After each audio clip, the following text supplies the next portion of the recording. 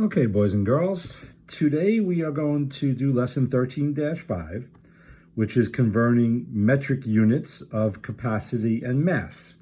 So capacity we did in 13-2, that was customary capacity. So those were things like gallons and quarts and pints and cups and fluid ounces. Those are customary terms to measure capacity, meaning how much, when things are filled up to the top, if you remember, that's capacity.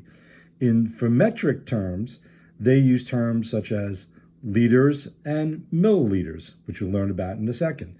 But I thought I will show you a little bit of an example of that.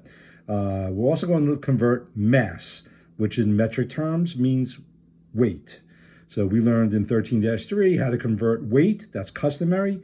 13-5, we're also learning how to convert weight, but it's called mass in the metric system, okay? So I wanted to show you a little example. I thought you guys might like this.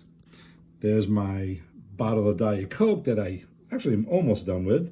And if you look right here, there are 500 milliliters. See, it says 500 ml. Two of those, which of course would be 1,000. So 1,000 milliliters is actually equivalent to 1 liter. So those of you who play soccer or basketball, you may carry around those big water bottles with you, those big sport water bottles. Those are usually about 1 liter if you look at it. So 2 of my Diet Coke bottles would equal probably 1 of your sports bottles, okay? And the reason is because there's 1,000 milliliters, if you look over here. So this is my conversion sheet. It said capacity, if you go from biggest to smallest, liters to milliliters. Again, my Diet Coke bottle has 500 milliliters in it. So each milliliter, you can imagine, is very, very small.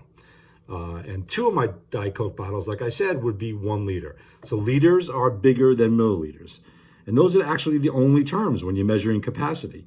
And it says right there, 1 liter equals 1,000 milliliters. That's the only conversion you need. A lot easier than gallons and quarts and pints and the big G. Okay, now let's go to mass.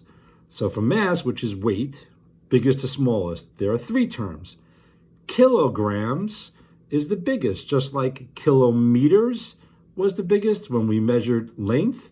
Kilograms is the biggest. Then in the middle we have grams, and then we have milligrams. Milligrams are really, really small. Actually, if you look at many products in your kitchen or your medicine cabinet, maybe, aspirin, things like that, they talk about how many milligrams things are.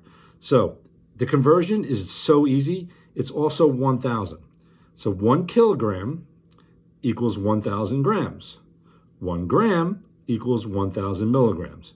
So all you do, like if you know the kilograms, you multiply by 1,000, that gives you the grams. If you know the grams, you multiply by 1,000, that gives you milligrams. And again, this lesson is always biggest to smallest. So we are always multiplying. So let me go do some examples with you. If you look over here, they're asking 6 grams equals how many milligrams? Well, when you go back to my chart, you will see that there are 1,000 milligrams in a gram. So you just do 6 times 1,000, which is 6,000. 9 liters equals how many milliliters? Well, again, there's 1,000 milliliters in 1 liter. So it's 9 times 1,000.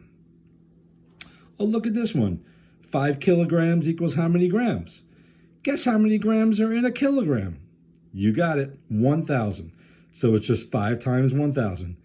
And I know you're going to be shocked, but liters to milliliters. Again, that's amazing, 1,000. There's 1,000 milliliters in 2 liters. So it's 2 times 1,000. So obviously the conversions are very easy in this lesson. They're always multiplication. It's always times 1,000. You should use my conversion sheet.